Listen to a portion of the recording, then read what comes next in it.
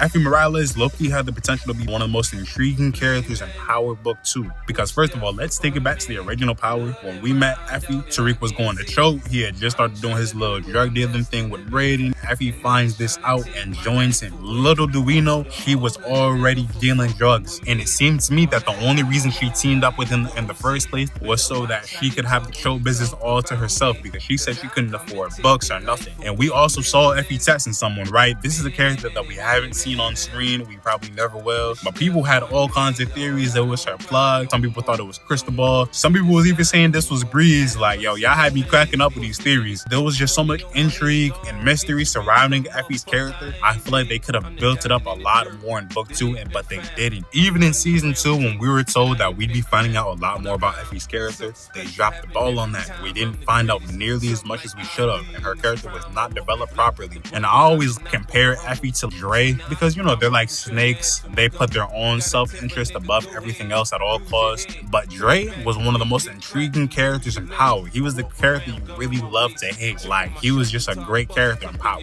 Effie had that same potential, but the writers for some reason never capitalized on it. And by the time we began to find out a bit more about her backstory, her character as a whole, interest was already waning. People did not really care about her backstory as much. Even when they introduced her mom, it was cool, but there was really no point, because they didn't go anywhere with it. After they introduced the whole stepfather subplot, we saw Effie and Kane getting a bit closer. I thought that we'd see Kane guiding Effie into killing her stepfather and getting her first kill, which would be great development for her character. But again, they didn't go anywhere with it. So at that point, it just made you wonder, why is she even there? In season 4, it really just felt like Effie was a background character, because if you take Effie out of the story is largely unaffected. It would have gone the same. So I just feel like the writers did not capitalize nearly enough on Effie's character. Oh, hey, Diana.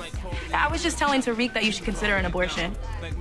Because with you two as parents, your baby's screwed. But y'all let me know how y'all feeling. Do y'all agree, disagree? Do you guys feel like this is a mistake that they could possibly correct in Power Legacy? And if y'all enjoyed my little yap session, make sure you like and follow.